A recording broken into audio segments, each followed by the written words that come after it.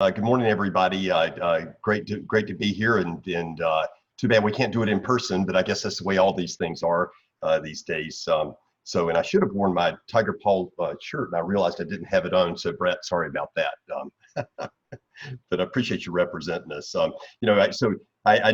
grew up in Rockingham, North Carolina. If anybody knows where Rockingham is, and out in the Sandhills, PD area, and I went to NC State as an undergrad, and Georgia Tech is for grad school, like David said. And so, and now at Clemson, so I'm all around the ACC, not the SEC, right? But I always tell people that you were talking with David earlier about in the closing remarks about sort of falling into your career and not really having a plan. I think that's going to be part of the theme of my discussion today as well. But I always tell people that I think that what wound up happening to me career-wise was destiny to wind up at Clemson, because you take Yellow Jacket yellow and Wolfpack red and mix yellow and red together and you get orange. So there you are. That's how it all works out. So anyway, I've been at Clemson. It's hard to believe 31 years in about 2 weeks. I thought I'd give it 5 years and see how it went, and I blinked and here we are. So so I'm fully converted with my blood turning orange and all that stuff, and I know who pays my paycheck as well. But anyway, I've had a really kind of interesting career at Clemson in a lot of respects, and done a lot of work with the power and energy industry, and as Bonnie mentioned, particularly Duke Energy, we've had a lot of interaction with over the years. And I'll try to explain a little bit of that as I go.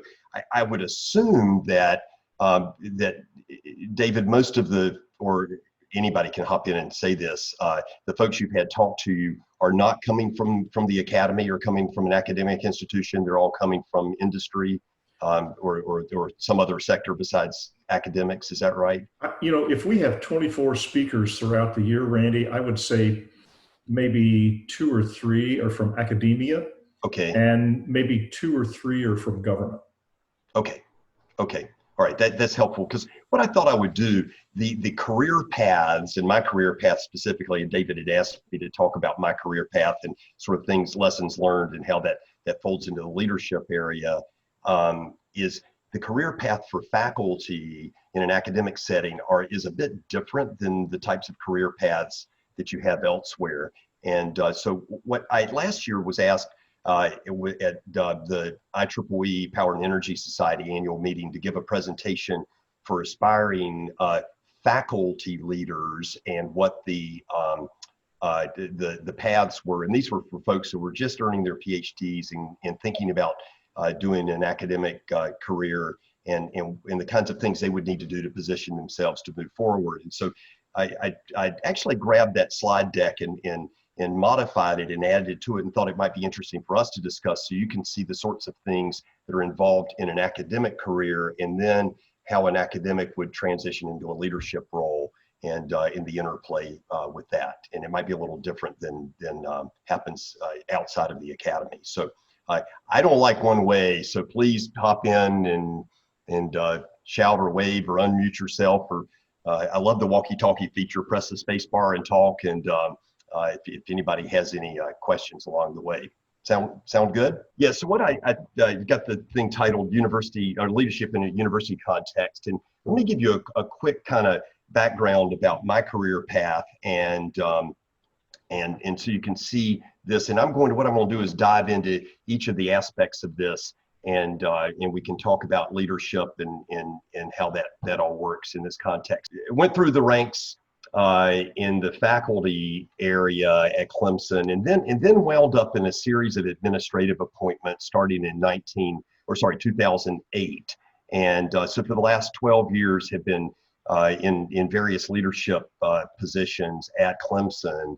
And I'll walk through these towards the end of the presentation and talk about leadership in those kind of contexts. So let me start off by saying, talk about falling into stuff. My mom always tells me that I obviously was destined to be an electrical engineer an electric power engineer probably from about the age of 2. I was born on an Air Force base in Michigan at Wurtsmith Air Force Base, and they lived in base housing. And apparently, when I was a little more than a toddler, I used to get a chair and climb in the chair and stand up to the light switches and turn the light switches on and off continuously. And I would do this outside, and they wouldn't know it. And so apparently in base housing, they would get a ticket if they had the outside lights on and they weren't supposed to. And I used to apparently have knocks on the door all the time because I was out turning the lights on and off all the time. So that's what got it all started, I think. But anyway, I distinctly remember at some point we were at my grandparents' house in Rockingham, and where I eventually grew up after my dad left the Air Force, and putting up a Christmas tree, and they had these lights of these strands of lights that were broken. And so of course I got one of them that, was probably this long, and plugged it into the wall outlet, and, huge sparks, and tripped the breaker, or at that time probably fuses. And anyway, I still remember the flash and the awe that came from that. Don't tell anybody about arc flash, but anyway, so this was all got started way back somehow, and it never has left me. But growing up, I just, we didn't have a lot, so we used to make stuff all the time, and I used to love to take stuff apart, see how it works, and then try to put it back together, sometimes successfully, sometimes not. Again, you used to just build all kinds of stuff from broken parts, stuff we find on the street, and all that. I say all that because I think ultimately that formed some formation behind the sorts of things I do now as a leader, about, taking things apart, understanding how they work, putting them back together, building new things, creating new things. They may not be electrical things, but they may be, things in a leadership capacity. But I think all of that is all related somehow way back in the beginning. But I got involved in doing all kinds of things in high school with audio visual stuff and sound and recording and lighting, and always like the big stuff, big speakers, big power, lots of sound, lots of light. And, again, I think that all led to sort of what wound up going into the power area. But I've always enjoyed working with people and leading people and helping people succeed. I think that, even way back in reflecting on this, when I was at NC State, one of the things I did my freshman year was I got a WSI Water Safety Instructor Certificate, and wound up during the summers and in parts of other times of the year, not only being involved with doing lifeguarding and this sort of thing, but I also taught swimming lessons and coached a startup swim team. And in a way, a lot of what I do now is coaching, mentoring, and leading other people that actually are having to do the work. Just like is involved with a swim team. And swimming's an interesting thing because a lot of it's individual effort, but the team wins with the individuals. And I think that same sort of thing permeates, much of what we do as professionals these days. And so in reflection, a lot of this stuff that happens, it might not be exactly what you're doing for a profession does all work. Another thing that I did as an undergraduate, and this is why I encourage our students to get involved in doing all of these what might appear to be non-academic things. I was a resident advisor in a dorm. If anybody's familiar with NC State, I lived in the Owen dormitory for 4 years. And if you want a life lesson, it's living in a dorm where there were 60 rooms per floor and 2 bathrooms. So 120 guys in 2 bathrooms is a good way to learn a lot about sharing and life and whatnot. But again, having 40 people you're responsible for, and making sure that they don't destroy things, and they work through conflict with roommates and people down the hall, and all that stuff was something I did as a 20, 21, 22-year-old in college, that really, I think, also helped me develop as a person for being able to learn how to work with people and learn how to deal with conflict and to help people advance without having real control over them. So anyway, when I was finishing up undergrad, 1984, the job market was terrible. I had one job offer from a utility down in Florida. Decided I didn't want to do that, and I didn't really know much. I felt like I just didn't know anything. And I had taken a course on electric motor control, which was a brand new kind of topic in that day that fascinated me. And so I wanted to try something else. I'd been in North Carolina the whole time and looked around at other grad school opportunities and wound up going to Georgia Tech. I thought, okay, I'm gonna go to Tech. I'll spend a year, get a master's degree. You could do a master's degree in 4 quarters. And they were on the quarter system at the time, and that'll buy me a little time in the job market. I can see what I want to do, because I was going to take an all coursework master's program, and so anyway, I did that. Wound up at Georgia Tech, lived in downtown Atlanta. Very interesting situation for me personally, because I'd never lived in a city like that before, and so anyway, so I had a teaching assistantship and taught labs the first semester or quarter I was there. And then I got asked the second quarter if I would be willing to teach an electrical engineering course for non-majors. And I said, well, sure, let's give that a try. So I did that and enjoyed doing it. And I guess was pretty good at it, because the next quarter, the spring quarter, they asked me, hey, Randy, would you be willing to teach a large section of this class? And I said, well, how large is large? Well, I never will forget it. All these years later, 254 students. So here I am, less than 1 year removed from being an undergraduate. I was 22 years old roughly, and I'm teaching a class with 254 students in it. And I had TA support and all. What an incredible opportunity. What a terrifying opportunity.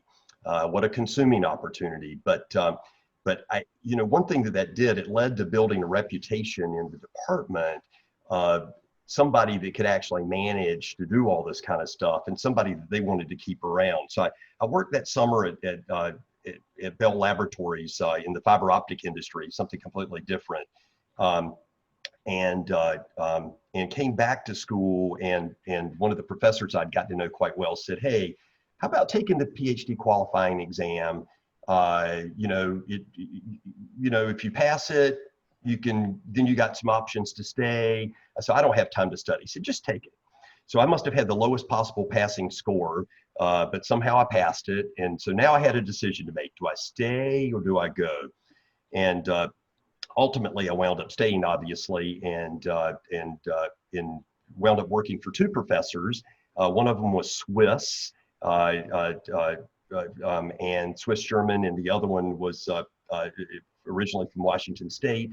And so I had quite an intercultural experience for co-advisors that was kind of like good cop, bad cop. They would play off of each other, and it was just a very interesting experience. But one thing I'll say that I learned at Bell Labs that was interesting, I went to work, and about 3 weeks into the summer experience, my mentor said, hey, I'm going on vacation for about 6 weeks. Can't imagine doing that now. I think here's plenty for you to do. See you later. Good luck. So I was left floating in this job for about 6 weeks during the summer, and had to figure out how to keep myself busy and without a mentor and whatnot. And that actually was a really kind of good experience for me, because it helped me figure out how to work independently and to go and find resources in an environment where I didn't know anybody.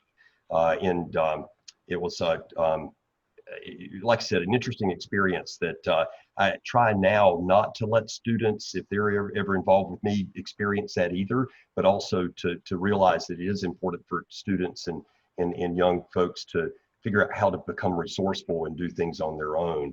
And without in work in times when things are not quite clear and they're a little uncertain. So I think those are great learning experiences. Anyway, 1989 came when I graduated. The job market was completely different than it was 5 years earlier. I will make up the number, but I had something like 7 plant trips and 6 job offers.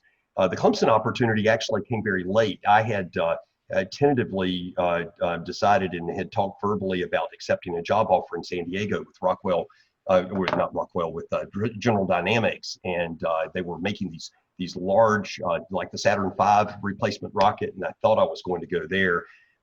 That's all a big housing development now because it all got torn down about 5 years later. But anyway, the Clemson opportunity came quite late. They actually came to one of my professors who came to me and said, "Hey, would you go down there and job interview? It's 2 hours up the road, blah, blah, blah." And so one thing led to another, and it's like, okay, now what? So I thought I'd give it a try for a few years, see what happens. I figured that if I didn't like it, I could transition to industry pretty easily. That may actually have not been the case, but because it's definitely harder to do it in the opposite direction from industry to the academy. Anyway, so that's so I wound up going, and like I said, 31 years later, I'm still there. But I joined the power engineering group. Initially, was doing work in the power electronics and machines and motor control area, as David said. And then, curiously, engineer at Duke Energy came to us. We have a research consortium with Duke Energy called CUPRA. It's the Clemson University Electric Power Research Association, and Duke is a member. And one of the engineers came to me and said, "Hey, we're having trouble with our industrial customers with apparently power issues are causing their equipment to break or malfunction." It's what we know now is obviously power quality. And so we started working together very closely, trying to understand what was going on between the power system and, at that time, things like extruders and computers and things that were connected to the power system. So system compatibility, and an awful lot of work over the years. I would credit Duke with, in fact, funding so much research. It enabled me to get tenure, enabled me to hire a number of graduate students that have gone out and worked in the industry, and really set the stage for some things that happened later. But so that's the area that I've been involved with on the research side ever since. So just quickly, let's look at the time. Okay, and any questions so far? Okay, all right. So as a faculty member, basically you got 3 steps. You enter as an assistant professor. After about 6 years, this is the only step along the way that you can't stay in permanently. Basically, as an assistant, you're nobody's assistant, by the way, but as an assistant professor, after about 6 years, it depends on the school, but that's usually the time, you have to go up for a review, a tenure review. And if you aren't tenured, they give you a year to find another job, and then you're gone. And if you gain tenure, which basically means that you've got a semi-permanent job, there are ways you could lose it, but it's essentially job security. You are generally promoted to associate professor at the same time. And the associate professor rank is kind of the middle rank. You can stay in that rank an indefinite amount of time. There are a lot of people that will stay in that rank and retire in that rank. No real changes in your job duties. You're still doing research. You're still mentoring students. You're still teaching classes. As you advance, there's an expectation that you're going to be doing more service, mentoring more junior faculty and students. And when I say service, that's both internal, external, internal on committees like curriculum committees and grievance committees and this, that, and the other committees. And but external service like on IEEE and doing things like I'm doing today. So, and then at most of the research schools like Clemson, if you have gained some kind of national or international stature as in research and as an expert in your field and other things, after roughly another 6 or 7 years at a minimum, you can apply to be promoted to professor. Again, job duties don't change, and this is something I'm going to lean on here in a second. The job duties don't change, But it is certainly, you get more clout being a professor, and you know, it is one of these kind of an honors to be what we would call a full professor. Sort of the cherry on the top of that sundae is there are opportunities in some cases to be a named professor or a chaired professor. So, for example, Duke Energy has several named professors, the Duke Energy Professor of Power Engineering, and then we have this Duke Energy endowed chair for smart grid technologies down in Charleston.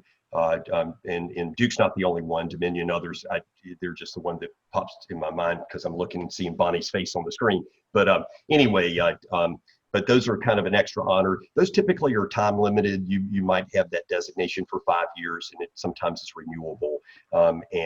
So those are sort of the faculty career steps. And in fact, the vast majority of our faculty members enter this, and this is what they do. And in fact, this is I am not a chaired or named professor, but this is the career steps that I've gone through as well. And you know, if you like what you're doing and enjoy that, it's a fantastic situation. By and large, it's sort of like being self-employed in the sense that you can choose what you want to work on. Nobody tells you to work on this; they don't tell you to work on that. You generally can sort of pick what classes you want to teach within some constraints. There's no clock. Nobody tells you when to come and go. You can do consulting. You can take on as many students as you like. Graduate students or undergraduates working on projects. It's really a fantastically flexible and interesting scenario. Things that you do don't affect your pay. That's kind of one of the downsides. You could go out and win a $3 million research grant, and it doesn't make your pay change by a penny. But it does enable you to travel and do professional things that are fun, frankly. So, like I said, you know, most people, this is what they do, and they're there.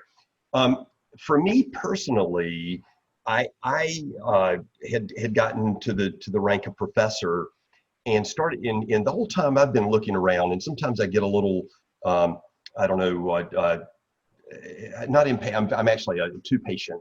And one leadership flaw I think sometimes is I'm too patient. But you know, I started looking around thinking, you know, do I want to be doing this exact same thing in 20 years? Because I look around at a lot of other professors in the hallway and whatnot, and they've been doing the same thing over and over and over and over and over and over again. And you know, and it sounds fantastic, and it is fantastic. But I love challenges, and I love creating things and building things. Back to the bicycles and TV stuff I talked about in the opening slides, you know, when I was growing up. And so in 2008, it's probably 2007 actually, one of the associate deans in the College of Engineering and Science, as it was called at that time, announced he was going to retire. Now, this guy had been in that position for like 15 years. And so as a faculty member, if you want to move into an administrative position, a leadership position, there really just are not many options at the university. So what I'm going to do, I've got a bunch of slides. I'm going to swing through these. So let me get, yeah, here we go. So here's the, here basically is on the left-hand side are the steps that I just mentioned. On the right-hand side are the administrative steps. If you want to move into a leadership position where you're not leading, you know, your graduate students or your laboratory or whatever. And so they would be getting involved in your department, like the electrical and computer engineering department or mechanical engineering department or philosophy department, as maybe the associate department chair or the graduate coordinator, or in some, depends on the size of the department, those may not even exist, as the department chair or department head, the leader of the department. And so like in the case of my home department of electrical and computer engineering, there are about 35 faculty members and one department chair. And if that department chair gets in there and sits for 10 years, you know, you could have a situation where it may be many, many, many years before the position would even open up. And then you have all those folks vying for that position. Same thing's true for the associate dean job. It is possible to move into an associate dean job not having department chair or department head experience. It's not common, but it's possible. And in this case, you may have somebody that sits in that position for 15 years, and you've got 250 faculty members in the college that would be vying for that position if they wanted to advance. So this is why you see often as people become academic administrators, they leave the university they're at and move elsewhere because the opportunities are just not there to move up. So I was fortunate enough in 2008, the position did open up, and I applied and ultimately got it. And I never will forget that during one of the interviews, one of the department chairs in mechanical engineering just point blank asked me, hey, your career as a faculty member is going great, lots of research stuff going on. Why do you want to do this now? And I said, it may not come up again until I'm ready to retire. So again, decided to take the lead and did that. So if you want to continue to advance, there are some various paths, but generally people that have a faculty title, the next step would be a dean or an associate vice president over many departments or over an area, and then either some kind of provost position, which is the chief academic officer, and then in president or chancellor. I know many people that have very deliberately tried to advance in the right-hand column through those bullets, very deliberately. And I know others that have fallen into these things. If you very deliberately do this, that means you're going to be changing schools. And we see that happen very, very, very frequently. But so let me spend a few minutes, and then I'll make sure I've got time for some Q&A here at the end. Ask the question, why would somebody want to actually go into a leadership position at a university when the faculty thing is so great? Well, one is you see the other side of the university. People talk about seeing how the sausage is made, and that, in fact, is true. It is a significantly different job function than being a faculty member. You have much broader impact over larger groups of students and the society at large, but less individual impact. There's some pay rewards, certainly, and there's a professional stature. Somebody says, oh, you're an associate dean. Wow. And so that's kind of neat. I don't know sometimes why they say wow if they only knew. But one of the things that is true, many university administrators have faculty rank. In fact, it's very often the case that you can't, they're like dean, associate dean, provost, these kind of positions. If you don't have a faculty appointment, you can't actually hold the job. And so, I often joke, what part of my electrical engineering degree prepared me to be an associate dean? Well, nothing about any of the math, nothing about the circuit analysis, but certainly the way of thinking and all, was there. So, you lose control of your schedule and flexibility. Now the Zoom days are all different now because everybody's wearing shorts and stuff while they're on Zoom meetings. But, at the time, we were all wearing ties, and as a faculty member, a lot of people wore jeans. And so, oops, I have to buy clothes, dealing with things that faculty members normally don't have any experience with at all. Human resources. Oh my gosh. How many faculty members have actually hired or fired people or dealt with, problem employees, dealt with benefits issues, retirement issues, dealing with budgeting and financing of the university and in a state institution, dealing with all the state rules and things, dealing with parents. Oh my gosh. Dealing with difficult faculty. Yes, it is possible that faculty can be difficult administrators, dealing with industry and donors, all kinds of stakeholders and constituents, dealing with the politics, and also serving in something that's not permanent. As a tenured faculty member, you tend to think about permanence and don't worry about, am I going to have a job in 2 years or 5 years or 10 years? But you are, in fact, serving at the pleasure of your supervisor, and they could not like what's going on and you're gone. And so that's a very different sort of mindset than what we're normally used to. But as a faculty member in an administrative role, you're evaluated on your performance as an administrator, not as a faculty member. And so this is where we like to teach. We like to mentor students and work with students. And if you do it, it's for free. It's over on the side. Do it on nights and weekends or whenever you have time, but you're not going to be evaluated on that. And the whole way that you just deal with things are just completely different. do want to say that bottom point is very important. You've always got your tenure and your rank. So, even like right now myself, if there's a change, which, is always out there on the horizon, you can always roll back into your faculty position, which is fantastic. So you got to fall back, and you can do this. Let me go by this, and it's about things you can, how to position yourself, and let's move into some leadership things. So just like this program that y'all have, there are leadership training programs for academic administration and leadership.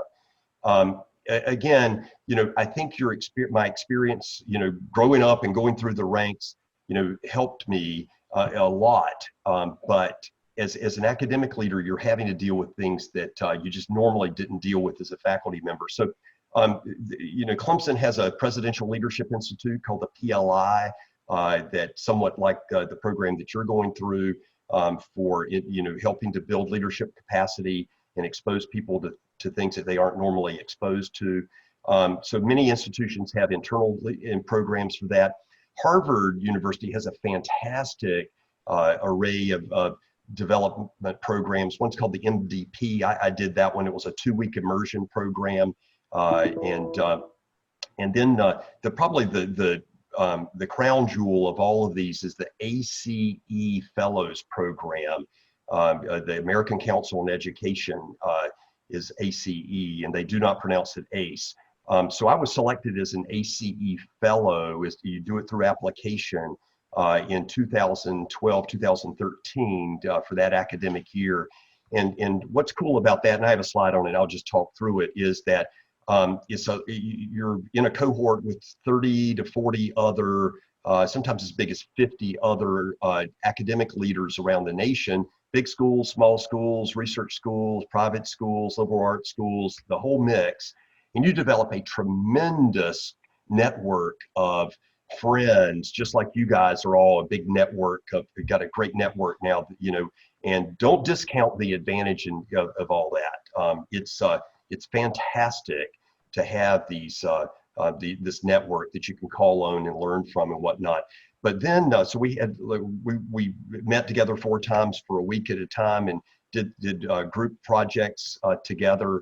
But then you have a placement. So I actually went to Virginia Tech and spent a year in the provost office at Virginia Tech, seeing how another institution worked, and that was really, really important in my professional development, because I also learned things I did not want to do. I saw what some other people were doing. I like the provost position. I saw how the provost, what he was dealing with and whatnot, and thought, wow, why would anybody want to actually do that? So anyway, so these kind of development programs are really critical, but I think also building your network of people that you can be mentored by, that you have as colleagues, are just so important. So that's the last bullet that I've got down there. The other thing that happens that's so important to learn in the academic context is the aspect of shared governance. So academic leadership doesn't have authority over faculty directly. So we can't tell a faculty member what to do. We can't tell them how to teach their course. We can't tell them what to research on. We can't tell them how to develop the curriculum. That is all under the purview of the faculty. They own the curriculum and so forth. So goodwill, learning how people think and work, and how to build collaboration and build consortia of people together to do things is really important. You really don't have a lot of leverage. You have approvals, you have budgets, you have facilities and things like that you can control. You control people's end of the year evaluation, but you don't control what they do, which is a really interesting aspect that a lot of people are not aware of. So I think that what happened to me over time is that I'll say the bottom bullet, I built a reputation of being helpful to people, about being helpful to the faculty, to the department chairs, campus leadership throughout. And let me close by saying, there's that ACE Fellows program. Let me close by saying that what I'm doing now and how this all kind of came together. So when I came back from that ACE fellowship program, I didn't want to do what I was doing previously anymore. I wanted something new. And it led to me working on new and expanding academic programs. So one of the things we did was we expanded our graduate programs down to Charleston, South Carolina in engineering and computer science. Sometimes you get lucky. We mentioned that earlier. And so in 2009, 2010, Clemson won the largest single grant in Clemson's history. It was about $100 million all rolled up.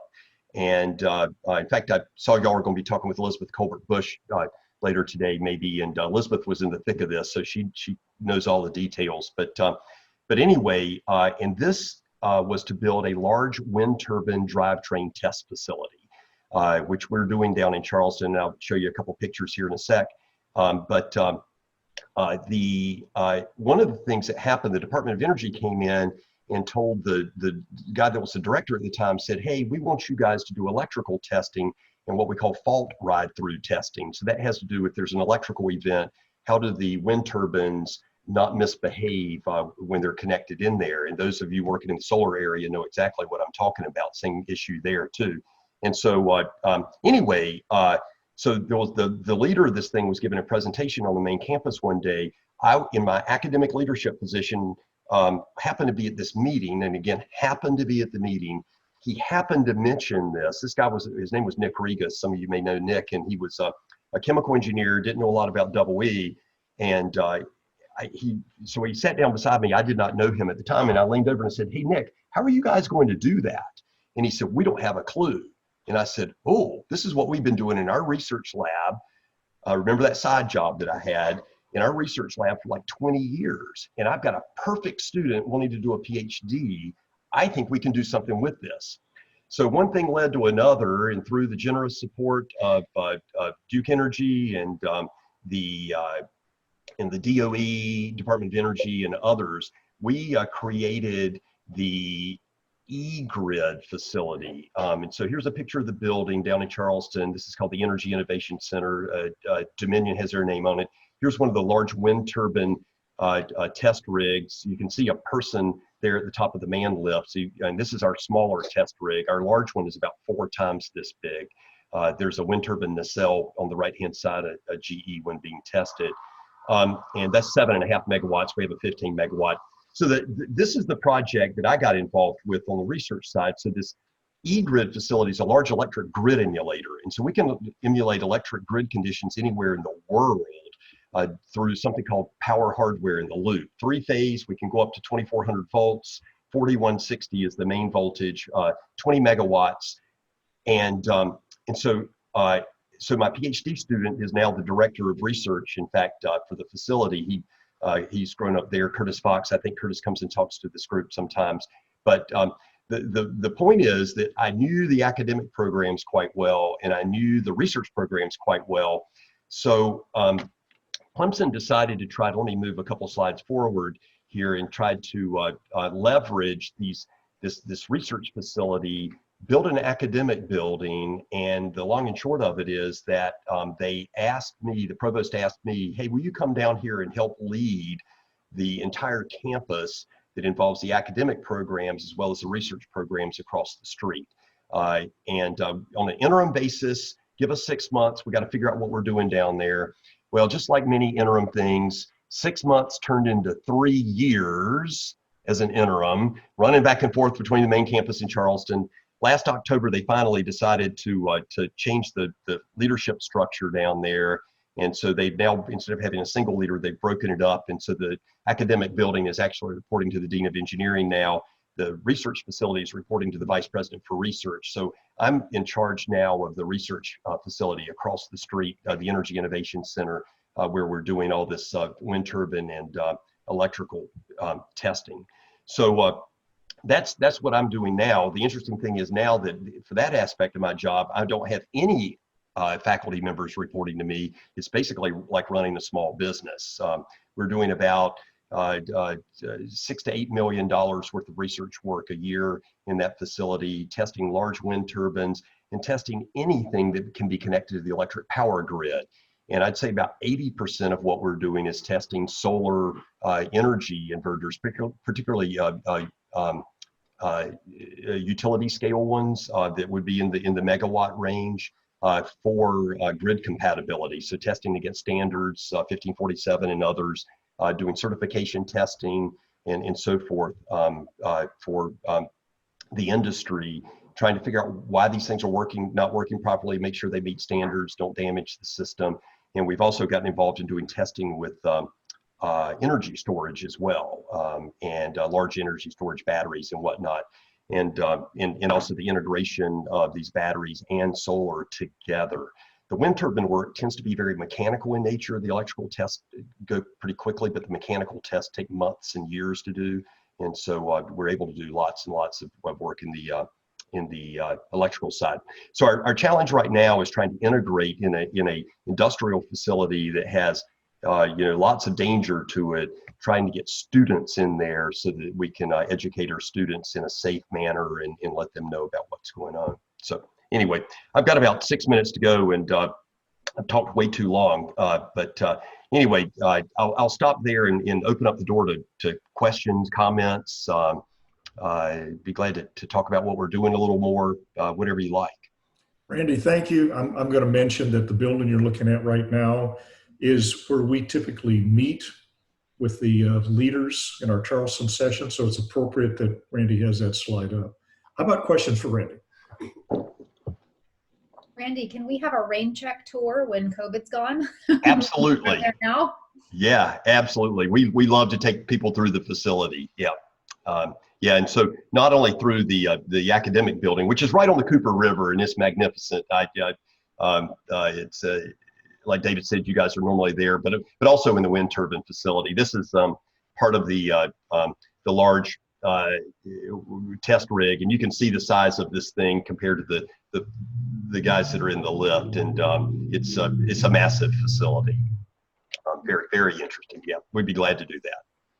Yeah, I was gonna, pardon me, I was gonna ask the same question. I don't know if anybody else on our call has ever been there, but it is just an amazingly impressive facility. And Randy and Curtis in particular, pardon me, are two engineers who were able to talk to this lawyer, policy person, and actually explain in a way that I could understand what they do. And the business model in particular, I think, is so fantastic. And it really was a part of what I think drove the Duke Energy investment, was the benefit to this from a workforce training perspective and a technology, research and development and testing perspective. I love the business connectivity. As a two-time University of South Carolina grad, my time at Duke Energy and my exposure to Clemson really tested my loyalty to my alma mater. I have to explain that very clearly. So y'all do great work down there. Thank you, Bonnie.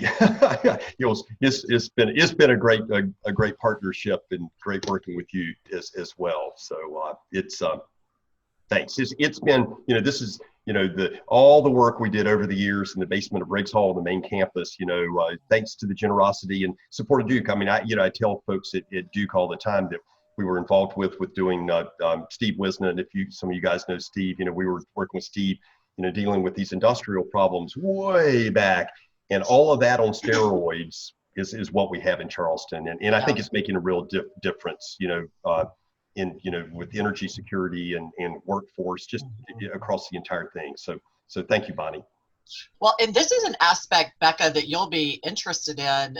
Part of the investment that Duke made into the EGrid facility, we were actually given permission by the Public Service Commission to record as a regulatory asset because of the ability for engineers and line workers and those who are on the operational side of Duke Energy to really get real world hands-on experience with this distributed energy generation technology and how it impacts the grid. So, we are in an environment right now where rate pressure is pretty significant, but even on the solar side, I think it's something to note that at least in South Carolina, there is some precedent for looking at these types of investments from a really broad systems perspective and allowing them to be rate-based rather than purely shareholder, which is kind of cool. Oh, interesting. How about another question for Randy? Hey, Randy, just curious, a lot of folks like myself have spent, our entire career in industry, and, there's always that, I don't know if I want to call it a pipe dream or whatever, going to academia afterwards for another 20-year glorious career. Yeah. Does that really happen? And what's your advice in those situations? Well, yeah. So great question. And in fact, I now in thinking about it, should have addressed that earlier on. So the faculty ranks that I put on the screen earlier, this assistant associate full professor, are at institutions like Clemson are research positions, right? I mean, you can't access those without having a terminal degree, which it means PhD in our areas. But for people coming out of industry, often the challenge is having the research credentials, having the journal papers, and having the grant activity and whatnot to move into academia. I won't say that it doesn't happen, but it's hard, and you'd have to come from the right place to make that happen. But in fact, I would say maybe that is not what you want to do. If you're interested in teaching, mentoring students, helping develop curricula and stuff like that, that opportunity is absolutely there, and that is in a non-research teaching type position. So we have at Clemson what are called professors of practice. Sometimes institutions will call them instructors or lecturers, and I believe personally those are the people like yourselves coming out of industry that have all this practical knowledge. I mean, faculty members like myself, now I do a lot of work outside, so I hopefully have a bit of a view externally, but there are a lot of faculty members that look at their four walls and dream up stuff in their offices and don't have any practical experience. And, having people coming in that, like you guys, have all this practical experience, I think is invaluable for our students in many, many, many, many ways, and brings an aspect and a dimension to their education that they can't get from a traditional research faculty member. So if you're interested, absolutely find out who the department head or department chair is in your discipline, and contact them at schools that you might be interested in doing that at. And and it doesn't have to be in Chem-E. I think you said you were a Chem-E. Is that right, Brett? It could be in math or chemistry or something. Depends on where the school is and whatnot. And often there are great needs to have folks come in that in fact can be teachers initially. And what I have also seen is that folks come into these positions like that, and they start building a reputation. That people suddenly realize, oh my gosh, look at the value this person brings. And the next thing you know, they're also investigators on research projects and all this other stuff. So, there's a guy named David Vaughn in civil engineering at Clemson who's a great example of that. So not a pipe dream. It is absolutely a possible career path. And occasionally we'll see folks that that want to do that, that want to switch career paths or retire and want to come back and offer their experiences, and it's a fantastic way to give back. Great, thank you. Appreciate it. Sure. We actually have time for one more question because we're going to go on a little bit of a break. Okay. When we finish with Randy. So, anyone else want to unmute and pose a question? Everybody wants the break. Everybody wants a break. So I'm actually going to make note of something that you covered very early on in your presentation, Randy, and that was, and you made a point of including this, but you said there was just a number of random things that you experienced even before you went to college. Yep. Where it's fixing things and tinkering with things, and you talked a lot about the diversity of interests that you had, and actually, that diversity of activity and interest and experimentation builds a really strong foundation for someone to eventually lead, as opposed to having a very narrow focus throughout your entire life and, kind of building into that one thing. So I appreciate you sharing that. It's it's a great point with regard to leadership, and leaders have to continually push themselves to, embrace that diversity of experience and activity to stay vital as a leader. It was a great point that you made. Well, great. Well, thanks. And I think about that a lot. And I'll close by following up on that thought. And that is that I think I get concerned, frankly, about our young folks now having these diverse experiences, and you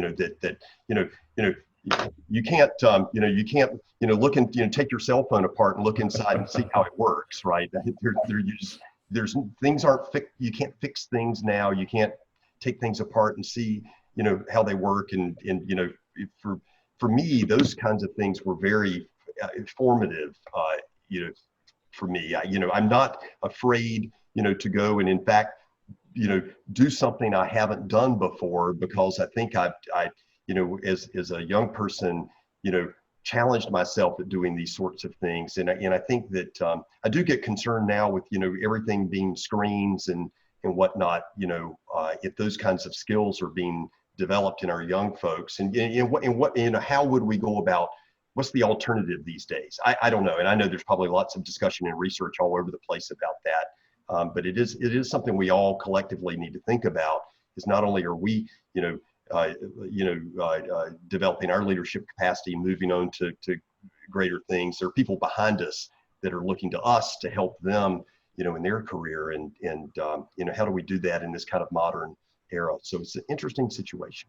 It's a great point, Randy. And I have a 16-year-old that I'm going to send to you, because he does take everything apart and modify it to the extent that we have to identify what's off limits.